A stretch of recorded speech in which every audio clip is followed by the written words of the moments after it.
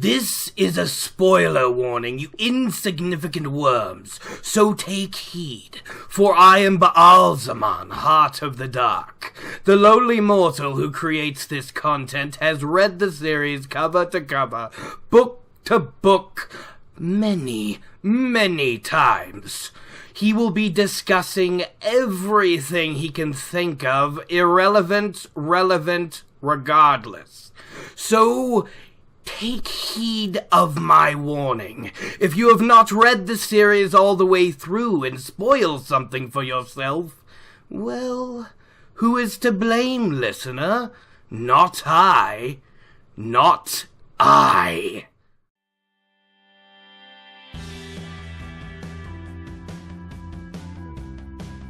Hello all, and welcome back to Gleeman Radio, your daily dose for the Wheel of Time, at least Monday through Friday. I am super excited, as you always know, for me to come back to Return to the Wheel of Time, Episode 9, The Eye of the World, Chapter 8, A Place of Safety. Tam's finally gonna get healed. Hooray! This is gonna be great. But before we get into that, let's talk about what happened last time. Last time, Rand got into the village after an exhausting, horrible, miserable night, and he was kind of, freaked out to discover that, the town was half burned down. The Trollocs had been there, too. It's kind of messed up. Yeah, so Nynaeve can't help Tam, and that was horribly, horribly depressing to Rand. But then he thinks of the mayor. I don't know how he's supposed to help, but he runs off to the mayor and sees Tamyrlin. Of course, my favorite character jumps down to help without an issue, and in a roundabout way, brings us to, go to the Aes Sedai, she can heal your father. But, he can't really say that straight out, because there's places in the Westlands, or Randlands, whatever you're gonna call it, that can get you executed. So it's kind of smart Tam, Tom, win around roundabout course to get that done. So, I do know some of you guys sometimes skip my intro and outro. Makes total sense. That's not always what you want to listen to. That is fine. But do make sure you listen right past the end of Chapter 8's discussion, right before the outro, because I want to put out a little theory I have on what the Ring of Tamyrlin is. If you remember back from my first podcast, we discussed what the Ring of Tamyrlin is. We talked about that it was worn by the first of the servants, that it was either a Ter'Angreal, or Sangreal of immense power, and that it was named after the first person to channel the one power. Now, I actually want to talk about what I think it is. I think it's a Ter'Angreal, and I want to talk about that, because I tried to do a Wheel of Time discussion video, and I just couldn't get the visuals right. There wasn't enough for me to pick through. It wasn't interesting enough visual-wise, so I'll just, throw it out at the end of this podcast, because I'm really proud of that theory on what the ring is. I really am. The Ring of Tamyrlin, this is gonna be fantastic. So, without further ado, I don't really want to waste any more time here. Let's just jump right into Chapter 8, A Place of Safety, and don't forget, listen after the chapter discussion, just for a few minutes, and I will give you my theory on the Ring of Tamyrlin. I think it's Ter'Angreal, and I'm going to tell you why and what I think it does. I'm super excited about it. And without further ado, I think it's time for me to stop babbling and listen to the chapter, take my notes, and then find that clip of the day I'm going to use.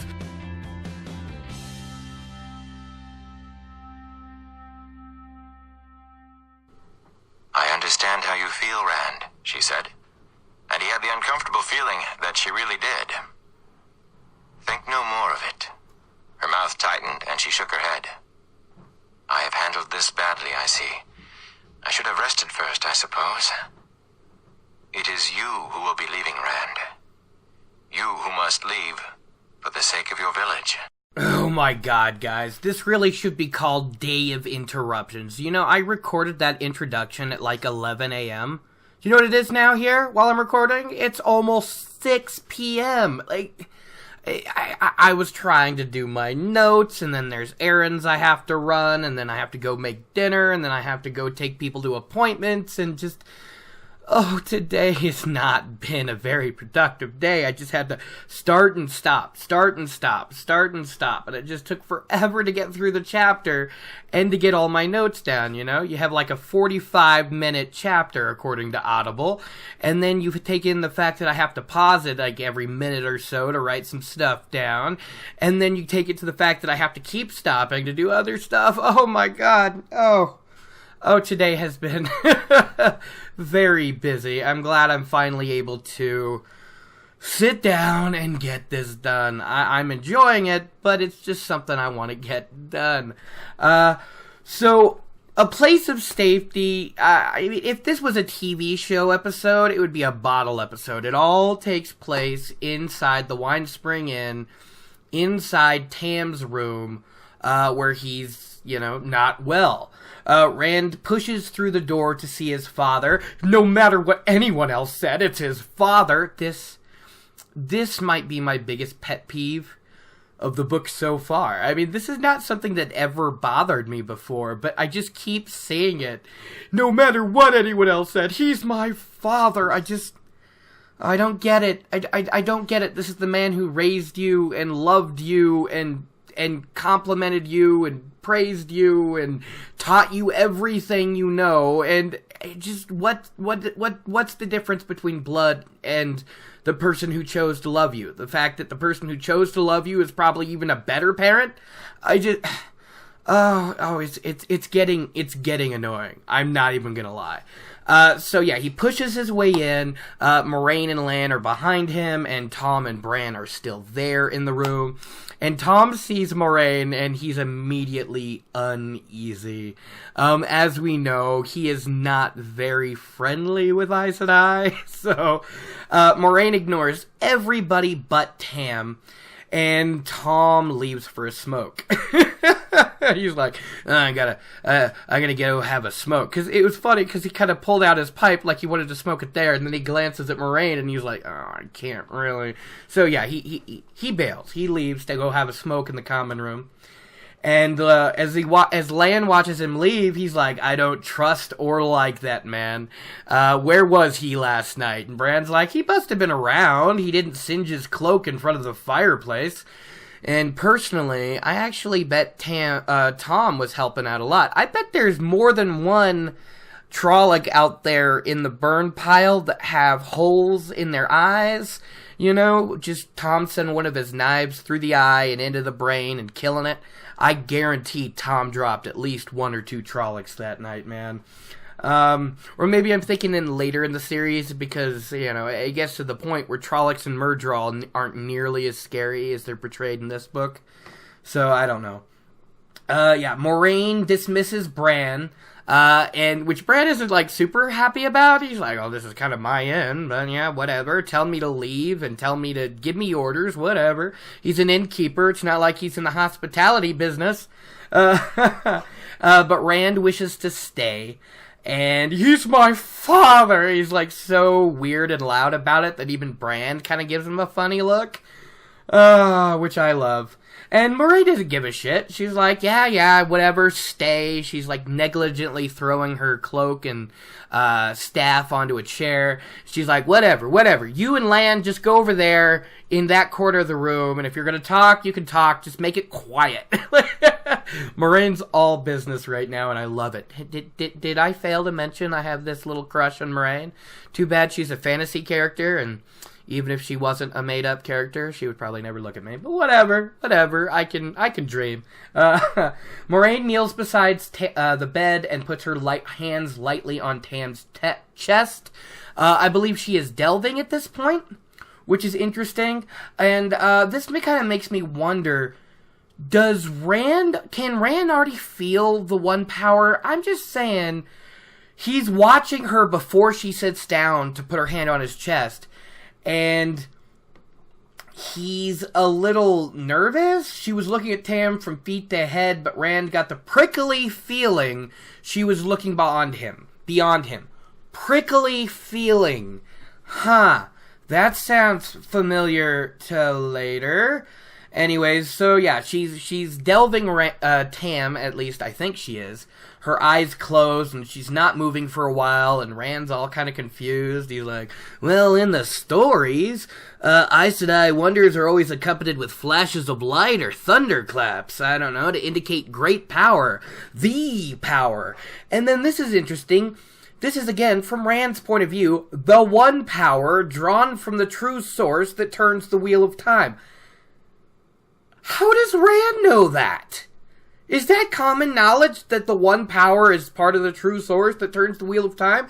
Does everybody know what the one power is? It's a little odd and it's a little confusing what people know and what people don't know. It's just kind of interesting what this small town, 19, 20-year-old kid knows. I don't know. It's kind of confusing. And he's like, for all he could tell, Moraine might have gone to sleep. She's just so silent and unmoving. But Tam seemed to be breathing easier, unless that was part of his imagination. And he's like so focused on what's going on over there that he kind of jumps all suddenly when when Lan speaks to him. And I love, of course, Lan's first real words to him in the room are about swords. He's like, nice blade you got there.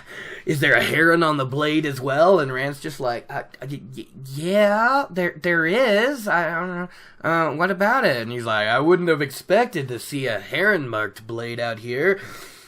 And Rand's like, well, yeah. And he's noticing that his and Lan's sword look a lot alike. I apologize if I say Tam, Tom, and Tam, Rand, Land. Like, I get them mixed up. You gotta admit, they're all the kind of same syllables. Tam, Land, Rand.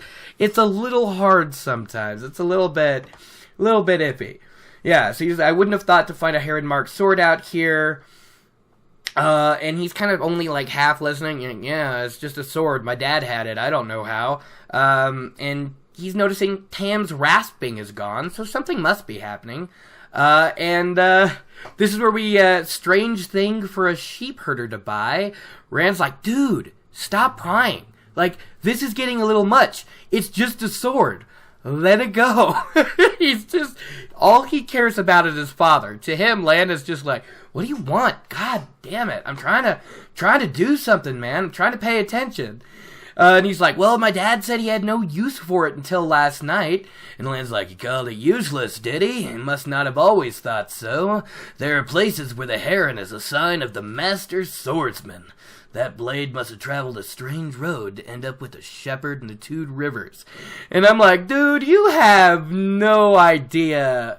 Or wait, do you know? Like, does Moraine and Lan know at this point who Tam is? I mean, there's a reason Moraine came to Emond's Field looking for the Dragon Reborn, right? So she must already kind of have a clue it was a Two Rivers man that came back here.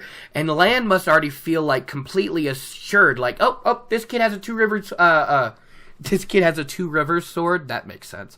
This kid has a heron-marked sword, said it belonged to his father. I think we found the right guy. I hope I'm not rambling too much. Luckily, as I'm recording these, as time goes on, episode 9, it used to be kind of pause, record, pause, record, pause, record, because I was kind of just messing up my words too much, but now I'm just kind of letting it go for longer periods. It seems like I'm getting better at it, or I'm rambling more. I can't really tell. You guys let me know if I'm doing alright.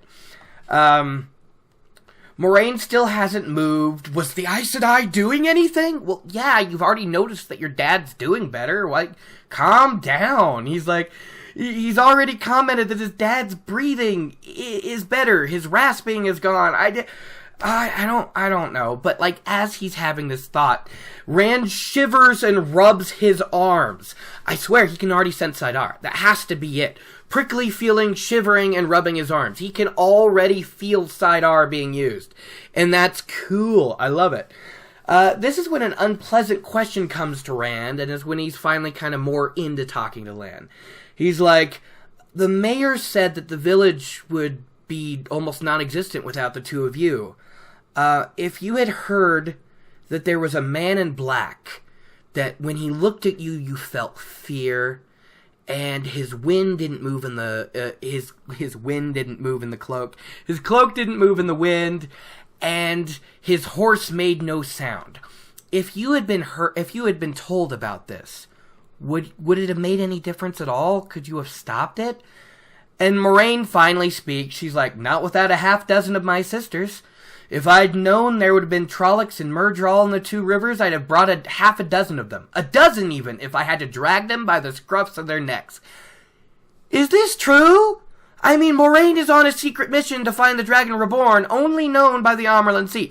Why would she bring a dozen Aes Sedai here? Would she even have control over who's coming? How would she know it wouldn't be reds and greens? And how would she know they're people she could trust to see and meet Rand? I mean, later on, we've got these Aes Sedai just noticing the boys are Tamyrlin and going, they can't be left alone. They must be taken in or bonded or maintained or just watched. Just because Tamyrlin not even can channel Tamyrlin. I don't know how Moraine would have been able to control the situation with that many Aes Sedai. I mean, we know Moraine is the best Aes Sedai. I mean, at least that's my opinion. If you have another, you're just wrong. You're just wrong, okay? The only Aes Sedais that can even come near Moraine are Varen Sedai. Yes, use that honorific, you jerks. Varen Sedai and Cadsuane Sedai. Those are the only ones that can really approach Moraine. I'm not counting the Wonder Girls because, let's be honest, they're barely Aes Sedai, okay? They're barely Aes Sedai. I'm not going to go into it because they never kind of fall into the same tropes the other Aes Sedai do. They never let themselves be bound by the same customs. So they're kind of a different breed. They're a new generation, so I don't really want to classify them in the old ones. Yeah, she's like, well, could you have done anything? Moraine's like, not without a bunch of my sisters. By myself, a month's warning would have done little difference, and there were at least 100 Trollocs in District last night. An entire fist. So Moraine's pretty like, not really. There's nothing we really could have done. Take it easy. It's alright. But Lan is much less easygoing than that. He wants to know everything they knew about the Fade, but Moraine shuts him down. She's like, nah. I will not have these boys, or especially this boy, I mean, probably Rand, blame themselves for something that cannot be changed. We're not going to deal with it. Besides, it's partially my fault. It could not have been helped. The raven from chapter 2, the raven that kept watching them and they threw rocks at it and it just stepped out of the way comically. She's like, that raven should have given her a clue. And that she was overconfident to the point of arrogance to believe the Dark One's touch has yet to reach this far. And Rand is confused about the whole Raven thing. He's like, what? And like, what about the Raven? And that's when Lan explains, carrion eaters are often used as the Dark One's spies. Things that feed off death. Ravens, crows, rats. And this makes Rand nervous because ravens and crows have been everywhere as of late. Also, back when I was living in Oregon, I keep saying back when I was living in Oregon, but I don't know, I have a lot more stories from there. I used to go out to a specific area to smoke my cigarettes, and to be honest, there was times I just, didn't smoke because there was a bunch of crows hanging in the tree over there, and I was never comfortable around crows, probably because I read this. I see a black bird with shiny eyes and a sharp beak, I'm just like, I know you're evil. I know you're gonna go run off telling tales about me, whether they're true or not, you evil birds. I don't know. Are you gonna honestly tell me you can see a crow or a raven nearby you and you're not a little bit nervous? You're just like, I don't know. Maybe I'm just way too into this stuff. But, those kind of predatory birds kind of freak me out. Sometimes I go out here and there's, I don't even know what they are. I've been told they're turkey vultures. And there's sometimes you walk outside and there's a dozen of them gliding across over the house. And I'm sitting here going, well, shit, if the Chihuahuas went outside, they'd probably be carried away. I mean, these birds are huge. Birds of prey are scary, guys. They are scary. I'm sorry. Back to Rand. The Dark One was there. Everyone knew that. But if you tried to walk in the light, if you tried to live a good life and you never named him, he couldn't harm you. That's what everyone learned with their mother's milk. Is that supposed to be a thing about breastfeeding? Like, you learn from the cradle? Is that what that's supposed to be? Just a different variation on that? You learn from your mother's milk. But Moraine seemed to be saying, yeah. The Dark One doesn't give a crap if you're good or not. If he can mess with you, he will. Especially if you're, tied to the fate of humanity. Like, that might especially draw his attention. I don't know. So, yeah, he's looking down at his father, and Tam looks so much better, and he's already relieved. He's like, whew, oh my god, you healed him. And Moraine's like, not yet. Hopefully not yet. And then she explains why Tam's wound is so bad. And this is where we get our first talk about Thakandar and Sheol Ghul, perhaps? I don't know. She talks about how these Shadow Spawn's weapons are forged in Thakandar on the slopes of Sheol Ghul, and we kind of know how it is. I don't remember which book, but it's a later book, and I think Demon Dread is going in to meet the Dark One, and then you see, like, these humans that are captured from the Borderlands are kind of dragged in, and they're kind of killed, and their blood is used to quench the swords with pure evil. It's just horrible. Horrible. Would you ever give one of these to a Trolloc?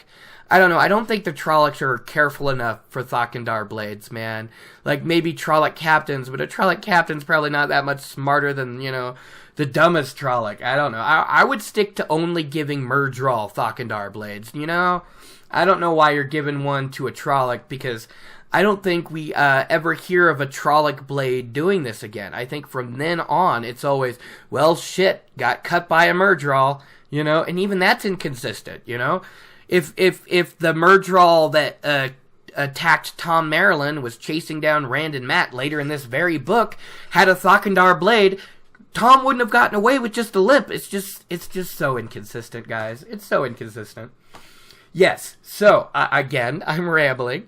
The blade is tainted, and it creates a stain of evil and taints the person they are attacked with. So she has only soothed Tam's pain. But left alone, the taint will grow all over again and consume and kill him. Again, this sounds like the dagger. We're using some stuff here, I guess.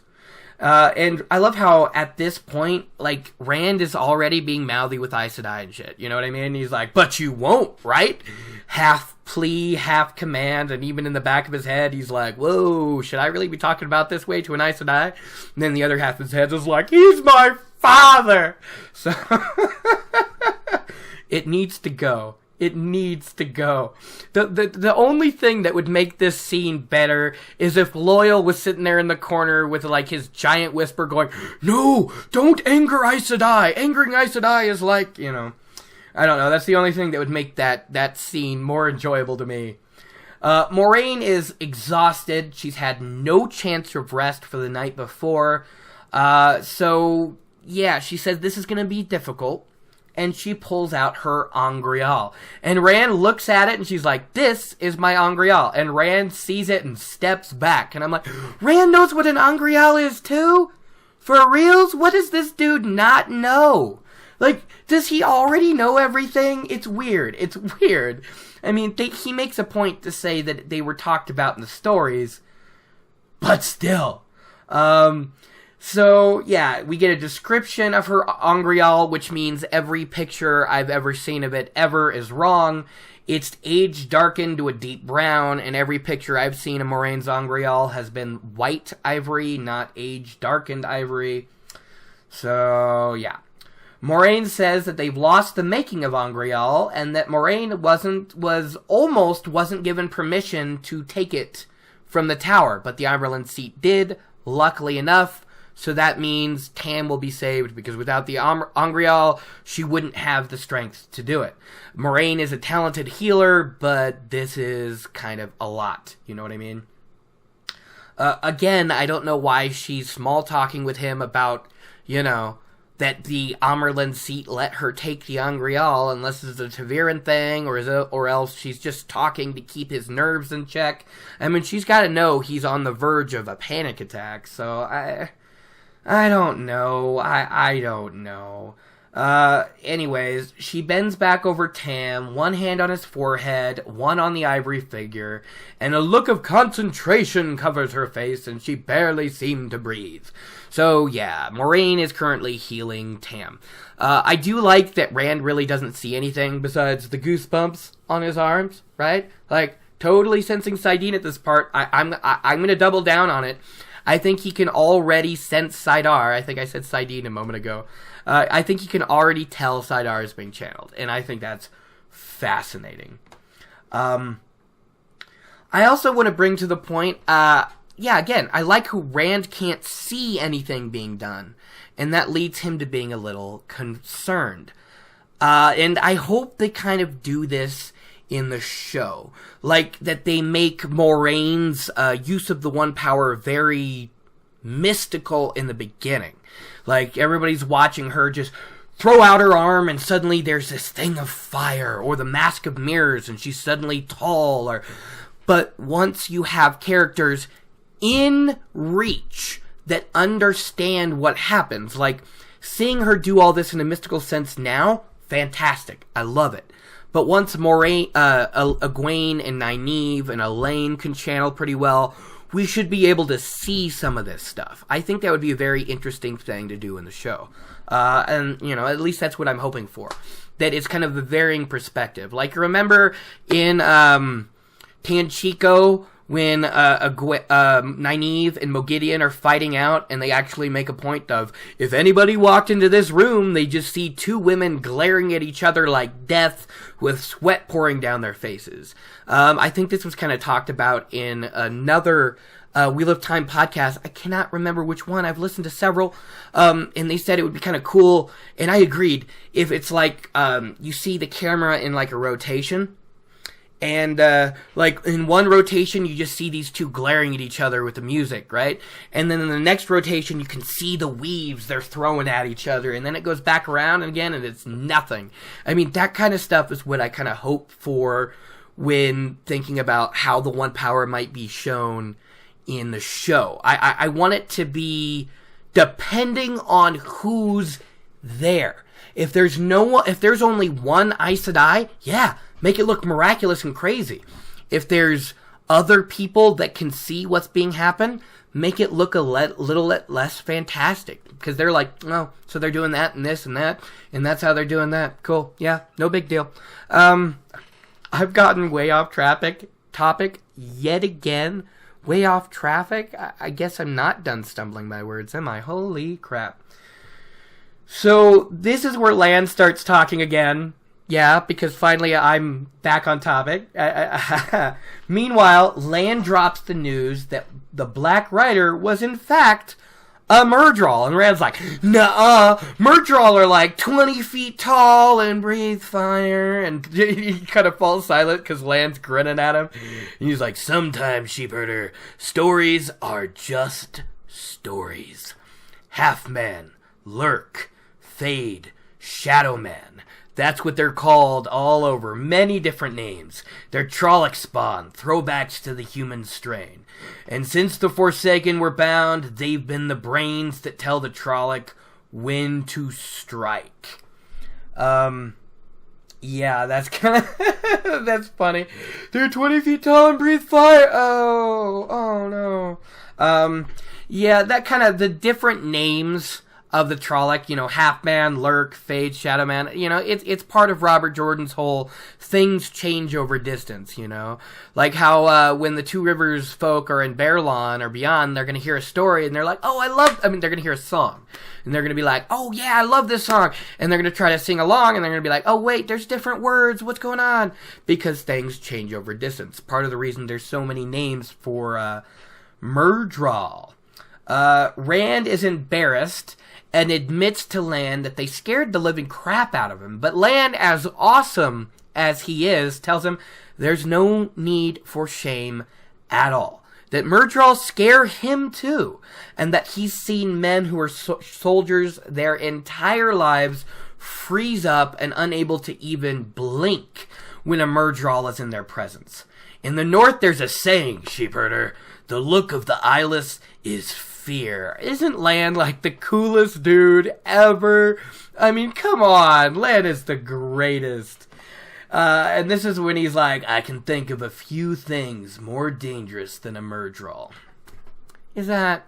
I mean, again, Murdrals are a bit less scary as the series move forward, and Trollocs. I mean, I don't... Yeah. Rand says that when he was back at his the farmhouse, a Trolloc talked to him and said a Murdral wanted to speak to him. And this gets Lan's attention big time. He's like, you talked to a Trolloc? And he's like, no, the Trolloc talked to me, dude. It was weird. Like, there was this Trolloc named Narg, and he couldn't talk right. He was like, me Narg, me smart. You wait, let's go talk to Murdral. And then he tried to kill me, and I raised my sword in time. It was scary and complete luck, dude. And this is, again, where you see how awesome Lan is, because Lan's face softened, if a stone could be said to soften. And he's like, few can kill a Trolloc, few can say they killed a Trolloc south of the borderlands, boy, and less can say they did it unaided. Less can say they did it unaided? I mean, I don't know. I guess Trollocs and Murdral are way, way scarier in book 1 than they are later. I mean... What is it, in like book 2 or 3, Perrin's out, cutting Murdral heads off in his underwear? I don't know. Maybe it's just the boys are getting stronger, maybe the Murdral are getting weaker, maybe, I don't know, maybe, here's the thing, maybe instead of inconsistent writing, it's that Lan and Moraine, being as awesome as they are, Murdrals are no problems for them. No, of course not. So they're just trying to play the boys, right? They're like, oh yeah, the Trolloc and the Murdral, they're the most dangerous things in existence. You be super careful and you stay to as close to us as possible. Maybe that's what we're doing here, right? I think I'd prefer to go with that avenue than kind of inconsistent writing, And Moraine is done. She's finally... Oh, there we go. It happened again. I tried to highlight the part of the notes I wanted to talk about, and I went up 2 pages. Okay, my note pages are getting big. I'm on, page 34 now. Okay. Moraine is done. She is finally healed Tam. Tam is doing better. She kind of stands up and wavers, and she's like, Lan, help me, please. And Lan rushes over and helps her into a seat. And Rand is just as quick to get over to his father's side, and his face was still pale and a bit sunken, but he looked a million times better regardless of that. And he is so unbelievably thankful. I mean, he cannot contain himself. He is so happy. Moraine unsteady on her feet. Lan helps her. Poor gal, she's been working herself to death. Oh, I love Moraine. And for some reason, Moraine discusses the decline of Aes Sedai.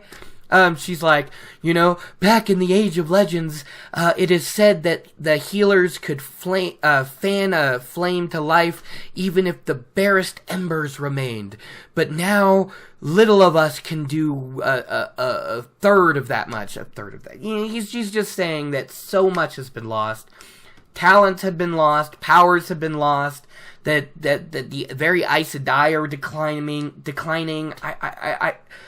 I don't know why she's talking about this. I don't. I mean, she's tired. Maybe she's just trying to talk. Maybe she's trying to keep Rand, around. Maybe this is Ta'Veren. I'm getting tired of saying it's Ta'Veren, but, why? Why? What's the point of that conversation other than for us, the audience? What does that have to do with Rand? Okay. Anyways, Rand is doubling down. I'll do anything. Thank you so much for healing my father. He remembers to talk about Price, and he is even more sure than he was before. I mean, if Moraine had been agreeing right now, and she had said, okay, you become my warder because I need to keep an eye on you, probably Rand would have been like, okay, whatever you wanted. Seriously, whatever you wanted. Anything. Moraine just waves it off, though. She's like, nah, it's not a big deal. Wow, sorry for the interruption, guys. I just nearly had a panic attack. I was sitting in the middle of recording, and then all of a sudden my screen goes black, like my computer went to sleep, and I'm like, why the hell are you doing that while I'm in the middle of recording? I moved my mouse just 30 seconds ago. What made you fall asleep? I don't get it. But I did get the cool satisfaction of looking at my previous audio clip and seeing that I'd been talking for 30 minutes straight. I think that's the best I've done so far. I used to have to do a lot of starting and stops when I did this podcast.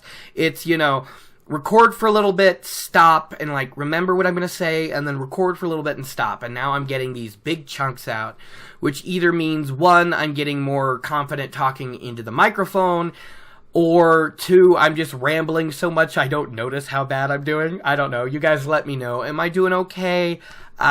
Is there anything I can do to improve?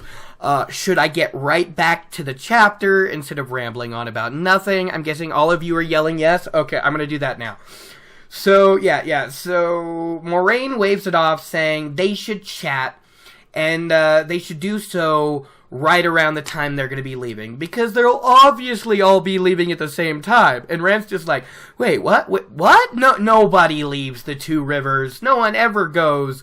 The poor dude thinks he's talking about the whole village, and it's kind of ridiculous.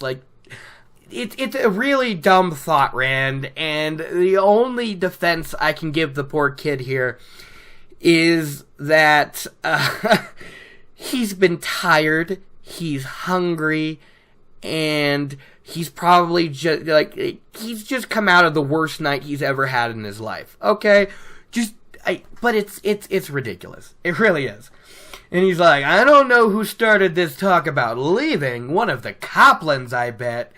But, and Lan interrupts with, again, another awesome, really cool line. He's like, you talk when you should be listening, sheepherder. I don't know how often he says sheepherder, but I seem to add that in whatever line Lan has, because, straight up, it does not say you talk when you should be listening, sheepherder. It just, I added that last part in because it seems to fit. Moraine admits she was kind of hasty. She must have been more tired than she thought. She screwed up here. But I think we all know why she let this slip. Okay, everybody, let's say it together now. Tamyrlin. Or let's call it something else. Plot device. Admittedly, though, I love Tamyrlin as a plot device. It answers everything. You're like, well, how did he all of a sudden get what he needed? Tamyrlin, dude. But that just sounds so easy. Yeah, Tamyrlin, bro. Lucky him, right? I love the Tamyrlin plot armor. I love it so much. It's the best plot armor ever. I really think it is. And she's like, it's you who will be leaving. You who must leave for the sake of the village. And he's like, me? Why? And she's like, well, the Trollocs had a purpose, dude. Some homes were left alone while others were attacked as a distraction.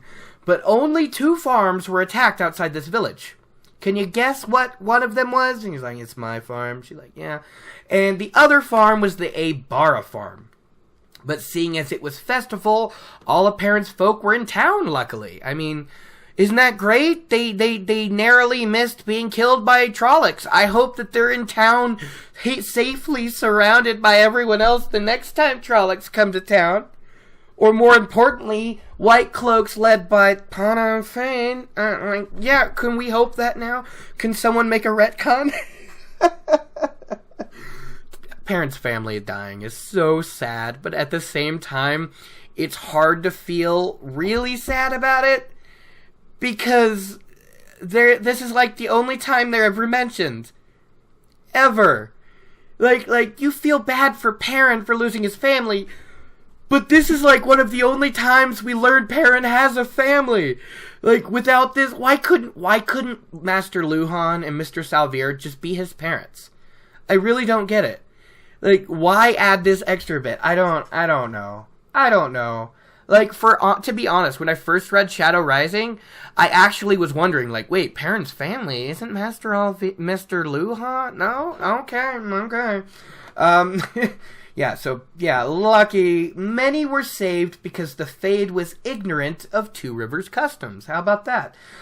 They expected, people to be at their farms. I mean, they were legitimately lucky Tam and Rand were home. If they had stayed in town like Rand wanted, and if Tam didn't want to go home and make sure the farm was fine, it would have been better if they were in town. That's all I'm saying. Tam never would have gotten hurt if they were in town. Well, to be honest, we can't be sure of that. And at the same time, I don't think Tam would have gotten his hands on a proper weapon if they were in town. I don't know. So then it would have been possible. Rand might not have left with Tam's sword. Like, seriously, when you think about it, and if Rand didn't have his father's sword, would he have been able to get the brand on his palm when he fought Ashamael in Book 2? Huh? Wow, the age lace is actually really impressive. So they had to go home so Rand could get the sword? I'd honestly never thought of it like that before. It's actually a really cool thought now that I think about it. They had to go home so Rand could get the sword so that Rand could be marked in one of his palms by the heron when the sword melts. That's cool. That's awesome, actually. Where was I in the notes? I got really distracted. That was a really cool thought. Many were saved because the Fade was ignorant about Two Rivers customs. Here in the village, they struck first at the forge and then the coffin house. And Rand's like, that's crazy! And Moraine's like, not crazy, purposeful. They knew what or who they were after. The Trollocs came to kill or capture young men of a certain age around Emond's Field. And, he's like, what? And she's like, don't worry, Matt and Perrin are fine. A little bit sooty and dusty, but fine. And Rand's like, but two other boys saw the riders too. And she's like, yes, but they were not the exact right age. One of them was like 10 months older, and the other one was like 8 months younger. I didn't spend too much time on my notes in there because, writing down every Two Rivers name you hear is kind of hard. But yeah, she meant of a certain age, and Rand, Matt, and Perrin were all born within weeks of each other. Excuse me, I really need a drink. Sorry about that. What would they want with us? We're just farmers and just nobodies. What do they want with us? And Moraine's like, that is a question that has no answer in the Two Rivers, but it is important. Trollocs, where we haven't seen them in almost 2,000 years, tells us that much. Is that really a question that has no answer in the Two Rivers, Moraine? This is the kind of stuff that makes me think you can lie, because I'm pretty sure you know exactly why they're after you. You just don't know which one they're after, and that's giving you a little technicality to slip through, okay? Anyways, Rand is being obstinate. He's like, we don't have to go anywhere. I don't want to go anywhere. This is not what I want. You know what? It's not just me, okay? Trolloc raids do happen, and warders fight Trollocs in the Blight all the time, and Lan's just like, dude, okay? This is as hot of a raid as I'd expect in the Borderlands, like Shinar or Saldaea, not like 600 leagues to the south. Okay, I don't know if it's 600 leagues to the south. That just sounded right at the moment. Yeah, but, Emond's Field is to the south, so we can go with that. Moraine says, in one of you, or all three, there's something the Dark One fears. And Rand's like, that's impossible! No. I'm a shepherd. What in the hell can the Dark One want with me? This is not okay. Well, if you remember Rand, he's called the Shepherd of the Night. Maybe he's looking for new recruits, huh? I mean, I'm just kidding. Lan goes on that it took a lot of effort to bring this many Trollocs unnoticed into the Two Rivers. And he'd really like to know how it was done. And if they took that much effort, do you really think they won't do it again? Because they will be back. And this kind of closes Rand's arguments, down. He's like, what do you mean? What do you mean they'll be back? But you're an Aes Sedai, right? You can handle it. And Moraine's like, yeah, sure. You know what? Yeah. I'll just call for a bunch of Aes Sedai and their warders to come down here. Hopefully they'll make it in time. And then we'll just turn the two rivers into this big epic battlefield between the light and the darkness. Let's do that. Yeah. And Rand's just like, okay, you know what? Maybe we shouldn't do that. Like, Rand's seeing the whole two rivers in flame. And to Rand's credit here, he's not just thinking about Watch Hill and Devon Ride burning up. He's thinking about Tarn Ferry. How cool is that? Like, even this idea of Tarn Ferry being destroyed makes him a little sad. Wow, Rand obviously didn't inherit all of the older folks' prejudice against Tarn Ferry folk. I mean, the only people that are bashed worse than the Coplans or Congers in this series is usually Tarn Ferry folk, so it's nice to know Rand actually worried about them a little bit. So, yeah, Rand knew he was losing, and he's like, that's why I have to go, huh? They won't come back if I leave? If they're really after me? And Moraine's like, really? You don't believe me yet? And even Lan's just like, come on, dude. But Lan ends all the arguments Rand has left with, are you willing to bet your whole two rivers on it? See? Okay, know what? I have to redo that line again because we all know how it should be. Are you willing to bet your whole river... I can't even do lines. What is wrong with me?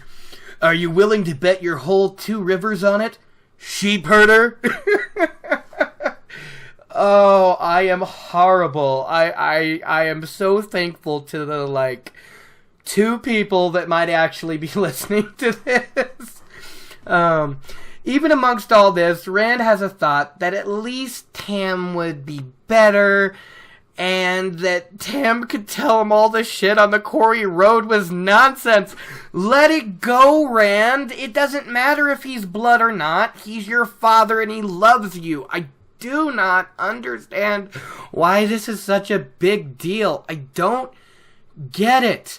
I don't. I just don't. If Tam was my dad, can Tam be my dad? Because if you're so, messed up about it, Tam is your father, well, you know what? Maybe Tam's my dad, too, because Tam is awesome, okay? He won't let it go, and it's driving me crazy. Anyway, so Perrin and Matt have to go, too, don't they?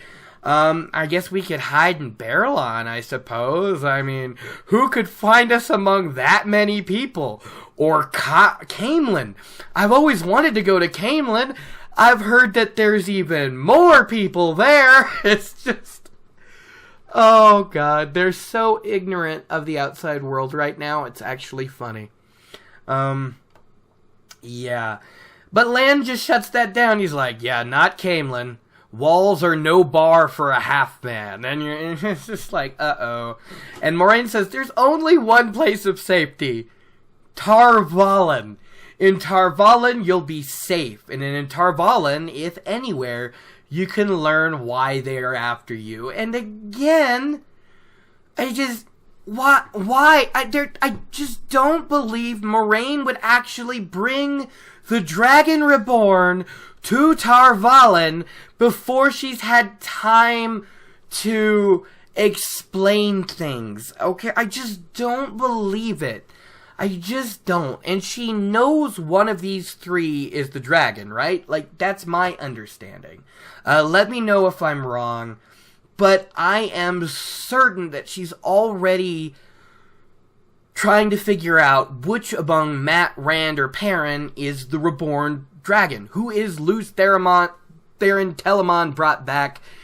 One of these three. So why would she bring them to Tar Valon? It doesn't make sense. And poor Rand, he's just sitting there in the room going, you know what? Being in a closed tiny room with one Aes Sedai is bad enough. I'm not exactly sure if I want to go to an entire city of Aes Sedai. That just seems a little bit rough, you know? I don't know about that. So Moraine's getting ready to leave. And he's like, how long will my father sleep? I should tell him. He shouldn't wake up and just find me gone. And Moraine's like, to be honest, we kind of need to leave tonight around nightfall, and it's not really very probable that your father will be awake by then, so just leave him a note. That'll be safest. It just seems callous. Come on, Moraine. I know you're calculating, and I know you are trying so hard to save the world, but you've just seen this dude go nuts about my father. You've got to be a little bit more like, whatever. She's tired too. Never mind. So Rand's like, oh, well, I should go find Matt and Perrin and tell them. And she's like, I got it. You stay here. I'm going to have Mistress Alvear come up and bring you something to eat, and then you need to get some sleep because it's going to be a rough journey tonight. And she puts that hand on his shoulder. She's like, telling him this and about to take off. And Rand really tries not to flinch when she touches the shoulder. How can you flinch? If Moraine touched my shoulder, I'd be like, oh shit, I'm honored, Moraine Sedai. I don't know. I'm weird, I guess. So she'll have Mistress Alvear bring him food, and she leaves. And he's like, oh man, I'm no longer part of the village.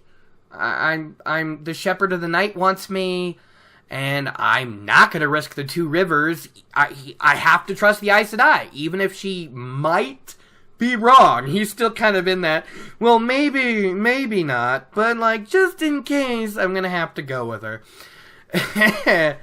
And Meryn and Bran arrive, and she kind of lectures him immediately. She's like, I've just been talking to Mistress Moraine, and the last thing that man needs is you to fall on top of him in exhaustion. And she's just bringing in some food, and it's very amusing. This end of the chapter is actually very light and happy to me. So much of this chapter was anxiety over Tam, and then the deep conversation of the Trollocs and Myrddraal, why they're here, and the terror of the boys having to leave the only home they ever knew. So this last part is very fun, because, Bran's like, you cannot call her Mistress Moraine, you must call her Moraine Sedai, it's the proper way. And she's just like, I had a long talk with Mistress Moraine, and I have the gist of her, and I know exactly what needs to be done. And if you're gonna keep impeding me, then I'll have Moraine Sedai go have some words with you. It's just great how she emphasizes Sedai, because he was saying, Sedai. It's very fun. Meryn Alvear won that little confrontation with her husband, because Meryn Alvear is obviously the best good wife in the Two Rivers, man. So, Rand has to be careful, just because, he's having to put his faith in Moraine doesn't mean he has to trust her completely. It is not too late to double check some facts. So he asks Bran, Master Alvear, Mr. Mayor, do you know what other farms were attacked? And he's like, only two that I know. Your place and the El Bara farm. It's lucky that no one was hurt too seriously, other than Tam. And Tam's better now. I'm paraphrasing a lot towards the end of this. So he's like, do you know, what the Trollocs might have been after? And he's like, after? I don't think they were after anything, boy, other than trying to kill us all. It was strange. Like I said before, we were partying and drinking and exchanging gifts, and suddenly the dogs were snarling, and Mistress Moraine and Master Lan come out yelling of Trollocs, and suddenly they were among us. Next thing we know, people are shouting that the forge in the Luhan's house is on fire, and then something about Abel's house. Oh, it's in the middle of town. And you're like, yeah, like, Rand's getting all the information he needed. Yep, turns out the Cawthon house burned up next. I mean, he's getting all the information he needs. He thought about asking the mayor for advice about his whole situation, but it kind of stopped for two reasons. And that's basically, he's afraid of being laughed at, but he's even more afraid of being believed, which makes sense. He's deciding he wants to talk about his father, talk to his father about it when he wakes up. And, Rand needs some sleep. He's kind of tottering, and Moraine like, no, you need to lay down. Why don't you go in the other room? And Rand's just like, no, please, Mr. Salvir, please let me stay here. Please let me stay here with my father! Sorry, I won't.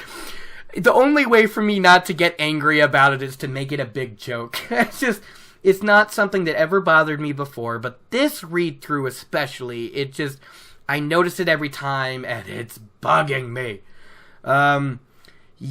So Moraine kind of lets it happen. She's like, alright. Besides, from the look of you, you'll be asleep in any second, anytime. Anyway, so she leaves, Bran leaves, and Rand pulls up a chair to watch his father. He's like, even though I have barely eaten since yesterday, even though I've been up since dawn yesterday, and then did all the chores, and then walked to the 2 rivers and back 3 times, and then, Trollocs, and then, running to get Moraine, and then all this, I'm gonna stay awake because my dad could wake up any second, and I need to talk to him about him being my father. Because that's how the chapter ends. Tam was his father. Nobody can tell him what he could and couldn't tell to his father. He just will not drop it. He just won't drop it. Oh my god. That's the end of our chapter 8 discussion.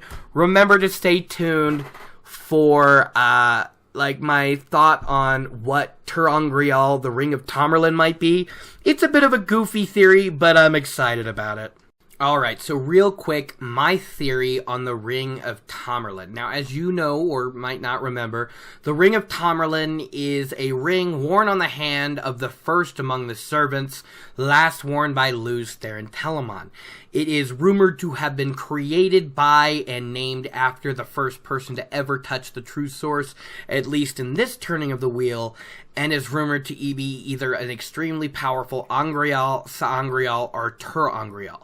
Now, it is my theory it is a Ter'Angreal, and that's because while I was going through the glossary, I came across a term that sounded very familiar to Tamyrlin, and that is Tamyrlin, and this is Old Tongue for the Web of Destiny, a reference to major changes and threads of the pattern of an age associated with and woven around a Ta'Virin, and it can be a long or short duration, blah, blah, blah.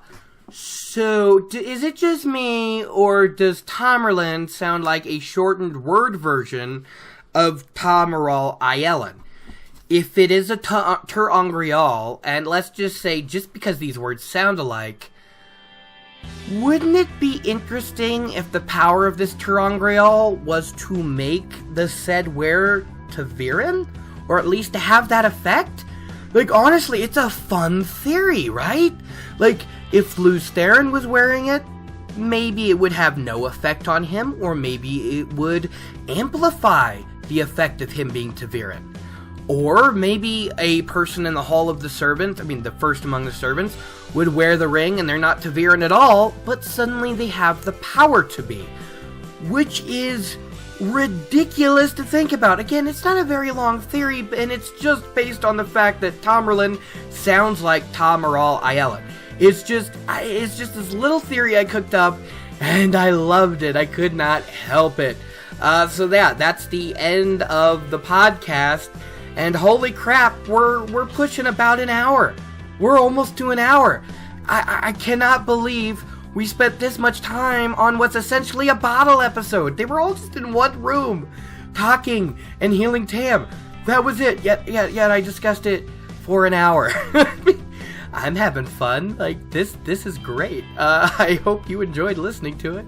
I'm betting tomorrow's podcast will be just as long or longer, because that's probably going to be the one where Rand has the dream, his first of the mysterious dreams, and if I remember right, one of the weirdest. And then he's going to talk to Tam about everything, and then we're going to have Moraine's story about Manetheren. It's going to be great. The next chapter is going to be great. But the podcast for that chapter is probably going to be long as well. Oh my god. So I hope you enjoyed this podcast. If you did like it, give it a like if you're on YouTube, or give it a good review if you're on a podcast website. I haven't put it up yet. I'm thinking next month I'm going to be signing up for a podcast hosting site. I mean, right now I don't even have my phone on to save money, so I can't get back on Twitter to advertise this damn podcast. So I need to get that back on so I can get back on Twitter. I need to get on a podcast hosting site so hopefully more people can listen to this if they feel like it. This is great. If you have any criticism, constructive criticism, if you just want to insult me for some reason, if you want to send me something to talk about, either put it in the comments below if you're on YouTube, or if you don't feel like it, you can also send it to gleemanradio@gmail.com. So, yeah, I think that's everything we gotta cover. I don't want to... This went on so long. I don't know if I'm happy about it or ashamed. It's like, will somebody really listen to me talk about one chapter of The Wheel of Time for this long? I hope so. Well, that's it, everybody. Have a wonderful day wherever you are, morning, afternoon, or evening. Take care. Peace out. Bye.